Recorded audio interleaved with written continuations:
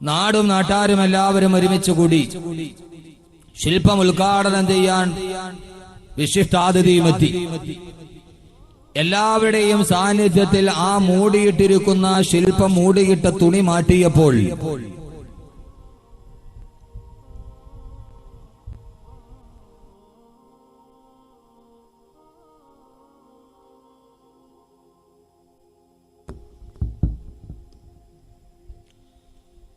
ഉദ്ഘാടന ദിവസം ശില്പം ഉദ്ഘാടനം ചെയ്യുന്നതുമായി ബന്ധപ്പെട്ടത് മൂടിയിട്ട ശീല മാറ്റിയപ്പോൾ അവിടെ ഒരുമിച്ച് കൂടി എല്ലാവരും മൂക്കത്ത് വിരൽ വെച്ചു പോയി. കാരണം അത്രയേറെ അശ്ലീലമായിരുന്ന ഒരു ശില്പമായിരുന്നു അദ്ദേഹം കുത്തിവെച്ചത്.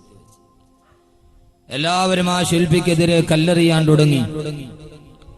വിമർശനങ്ങളുടെ നടുവിൽ നിൽക്കുമ്പോൾ ആ ശില്പി പറഞ്ഞു, ആ ശില്പം മറ്റൊന്നുമായിരുന്നില്ല, ഒരു സ്ത്രീ അവളുടെ ഇരുസ്തനങ്ങളിൽ നിന്ന് ഒരേ സമയത്ത് ഒരു വൃദ്ധനും ഒരു കൊച്ചുകുട്ടിയും മുലപ്പാല് കുടിച്ചുകൊണ്ട് നിൽക്കുന്ന ഒരു ശില്പമാണ് അദ്ദേഹം പണിത് വെച്ചത്.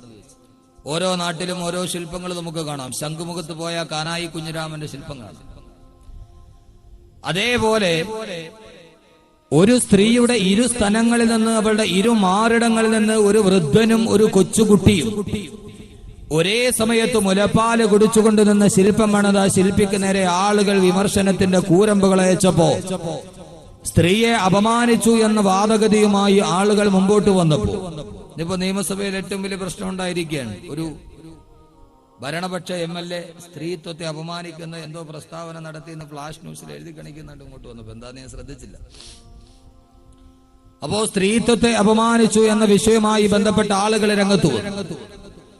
ആ സമയത്ത് അദ്ദേഹം പറഞ്ഞു, പത്ര ഈ ശില്പത്തിലൂടെ ഞാൻ സ്ത്രീത്വത്തെ അപമാനിക്കുകയല്ല, സ്ത്രീ എന്ന് പറഞ്ഞാൽ ആരാണ് എന്ന് ലോകത്തോട് പറയാനാണ് ഞാൻ ഈ ശില്പത്തിലൂടെ ആഗ്രഹിച്ചത്.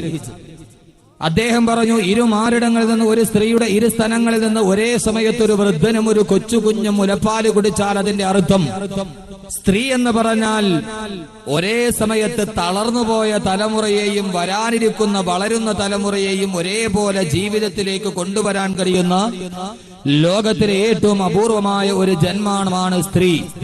വളരുന്ന തലമുറയെയും തളർന്നുപോയ തലമുറയെയും, അതാണ് വൃദ്ധനും കൊച്ചുകുട്ടിയും സൂചിപ്പിക്കുക. അവരെ ലോകത്ത് നിലനിർത്താൻ കഴിയുന്ന പ്രപഞ്ചനാഥനായ ദൈവം തമ്പുരാൻ ലോകത്ത് സൃഷ്ടിച്ച അമൂല്യമായ ഒരു സൃഷ്ടിപ്പാണ് സ്ത്രീ എന്ന് അദ്ദേഹം പറഞ്ഞു. എന്റെ പ്രിയപ്പെട്ട സഹോദരങ്ങളെ, ഖുർആനിലെ സ്ത്രീ എന്ന വിഷയം ചർച്ച ചെയ്യുമ്പോ അതിനു മുമ്പ് ലോകം സ്ത്രീക്ക് കൊടുക്കുന്ന നിർവചനം എന്നാണ് നാം അറിയേണ്ടതുണ്ട്. സ്ത്രീ എന്ന ഒരു വിഷയം തന്നെ ഏറ്റവും സങ്കീർണമായൊരു പരാമർശ വിധേയമാണ്. എന്താണ് സ്ത്രീ? ഈ ചോദ്യത്തിന് ഉത്തരം കണ്ടെത്താൻ ഇന്നേ വരെ ലോകത്തെല്ലാവർക്കും ഒരു ഏകാഭിപ്രായമില്ല. ആരാണ് സ്ത്രീ എന്ന് ചോദിച്ചാൽ കേൾക്കുന്നവരെല്ലാം പറയുന്ന ഉത്തരങ്ങൾ വിഭിന്നമാണ്. ആരാണ് സ്ത്രീ എന്ന് ചോദിച്ചാൽ പാടിയാലും പാടിയാലും തീരാത്ത കവിതയാണ് സ്ത്രീ എന്ന കവിമാർ. എത്ര എഴുതിയാലും തീരാത്ത പ്രപഞ്ചത്തിന്റെ ഉല്ലുതരം ഉജ്ജ്വലമായ പ്രമേയമാണ് സ്ത്രീ എന്ന് എഴുത്തുകാർ. എത്ര വരച്ചാലും തീരാത്ത പ്രപഞ്ചത്തിന്റെ സ്നിഗ്ധലയ താളമാണ് സ്ത്രീ എന്ന് ചിത്രകാരന്മാർ. ലോകത്തെല്ലാവരും സ്ത്രീയെക്കുറിച്ച് പറയാൻ മത്സരിക്കുമ്പോ, സ്ത്രീയെക്കുറിച്ച് നിർവചിക്കാൻ മത്സരിക്കുമ്പോ, ആരാണ് സ്ത്രീ എന്ന് പറയാൻ മനുഷ്യന്റെ മുഴുവനും എല്ലാ നാടകങ്ങളുടെയും കേന്ദ്ര കഥാപാത്രം പെണ്ണാണ്. എല്ലാ സീരിയലുകളുടെയും കേന്ദ്ര കഥാപാത്രം പെണ്ണാണ്. എല്ലാ സിനിമകളുടെയും ഇതിവൃത്തം പെണ്ണിന്റെ കണ്ണുനീരാണ്. ലോകം പറഞ്ഞ് പെണ്ണിനെ എവിടം വരെ എത്തിച്ചു എന്ന് ചോദിച്ചാൽ മാർക്കറ്റിൽ 30 പൈസ പോലും വിലയില്ലാത്തൊരു തീപ്പെട്ടി ഏതെങ്കിലും ഒരു പുരുഷൻ വാങ്ങിക്കണമെങ്കിൽ അതിന്റെ മുകൾ ഭാഗത്ത് പാതി വസ്ത്രമെടുത്ത ഒരു പെണ്ണിന്റെ ചിത്രം വേണമെന്ന് പറയുന്ന ഉപഭോഗ ബോധത്തിലേക്ക് ലോകം പെണ്ണിനെ വിൽപ്പന ചരക്കാക്കി മാറ്റിക്കഴിഞ്ഞു. നാൽക്കവലകളിലെ പരസ്യപ്പലകകളിൽ അർദ്ധനാരി ഉണ്ടെങ്കിലേ അവരുടെ സെൻസേഷനുകൾ കൂടുകയുള്ളൂ എന്ന് പറയുന്ന ലോകത്തിന്റെ ഏറ്റവും വലിയ വിൽപ്പന ചരക്കാക്കി ലോകം മാറ്റിയത് പെണ്ണിനെയാണ്. ആ പെണ്ണ് എന്ന് പറയുന്ന എല്ലാവരാലും അവമതിക്കപ്പെടുന്ന, എവിടെയും പീഡിപ്പിക്കപ്പെടുന്ന, എവിടെയും സമൂഹത്തിന്റെ പാർശ്വഭാഗത്തേക്ക് മാറ്റിവെക്കപ്പെടുന്ന, ലോകത്തിലെ ഏറ്റവും വലിയ അല്ലാഹു സുബ്ഹാനഹു വ തആല സൃഷ്ടിച്ച സങ്കീർണതകളിൽ സങ്കീർണ നിറഞ്ഞ ഒരു പൂരണമില്ലാത്ത സമസ്യ പോലെ അല്ലാഹുവിന്റെ പ്രവാചകൻ പോലും പറഞ്ഞ സ്ത്രീ യഥാർത്ഥ നിർവചനം എന്താണ് നാം അറിയേണ്ടതുണ്ട്. ഇൻഷാ അല്ലാഹ് ഖുർആൻ സ്ത്രീയെ കുറിച്ച് എന്ത് പറയുന്നു എന്നതാണ് നമ്മുടെ ഇന്നത്തെ വിഷയം. വളരെ പ്രധാനപ്പെട്ട ഒരു വിഷയം എന്റെ പ്രിയപ്പെട്ട സഹോദരങ്ങളെ ശ്രദ്ധയോടെ കേട്ടിരിക്കണം. അള്ളാഹു നമ്മുടെ ജീവിതത്തിൽ ഇത് പ്രയോജനം ചെയ്യുന്ന കേൾവിയാക്കി തീർക്കുമാറാകട്ടെ. എല്ലാവരും സ്ത്രീകളെ കുറിച്ച് വളരെ വാചാലമായി പറയുന്നുണ്ട്. യഥാർത്ഥ സ്ത്രീ ആരാണ്? സ്ത്രീ ഒന്നാം ദിവസം അതിഥിയും, രണ്ടാം ദിവസം ഭാര്യയും, മൂന്നാം ദിവസം ഭാരവുമാണ് എന്ന് പറഞ്ഞത് ബെഞ്ചമിൻ ഫ്രാങ്ക്ലിനാണ്. ബെഞ്ചമിൻ ഫ്രാങ്ക്ലിന്റെ അഭിപ്രായ പ്രകാരം സ്ത്രീ ഒന്നാം ദിവസം അതിഥി, രണ്ടാം ദിവസം ഭാര്യ, മൂന്നാം ദിവസം ശല്യമാണ്. പട്ടിയെയും സ്ത്രീയെയും എത്രത്തോളം തല്ലാമോ അത്രത്തോളം നിങ്ങൾ തല്ലണമെന്ന് പറഞ്ഞത് കെല്ലറാണ്. ലോകത്ത് എത്രയെത്രയോ ആളുകൾ സ്ത്രീയെക്കുറിച്ച് നിർവചനം പറഞ്ഞാൽ തന്നെ നാവുകൾ മാറുകയില്ല. ലോകത്തെല്ലാവരും സ്ത്രീയെക്കുറിച്ച് വളരെ വിശാലമായി തന്നെ പറഞ്ഞിട്ടുണ്ട്. എത്ര നാരീസ്തു പൂജ്യന്തേ രമന്തേ തത്ര ദേവത.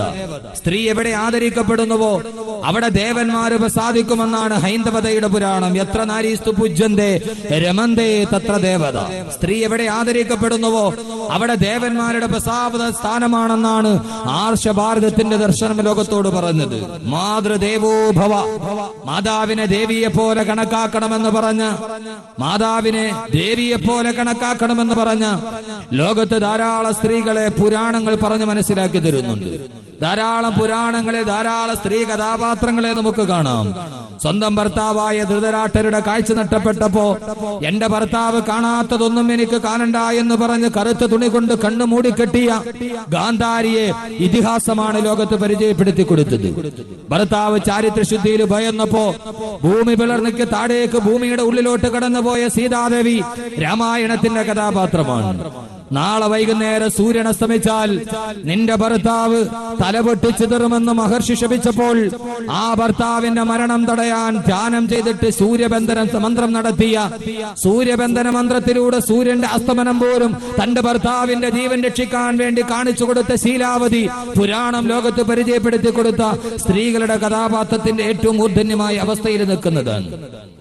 പാർവതി, ഹൈന്ദവരുടെ പ്രമാണപ്രകാരം പരമശിവന്റെ വലതുഭാഗത്ത് പാർവതി ഇരുന്നാലേ പരമശിവന് നിഗ്രഹത്തിന് ശക്തി ഉണ്ടാകൂ എന്നതാണ് ഹൈന്ദവതയുടെ സന്ദേശം.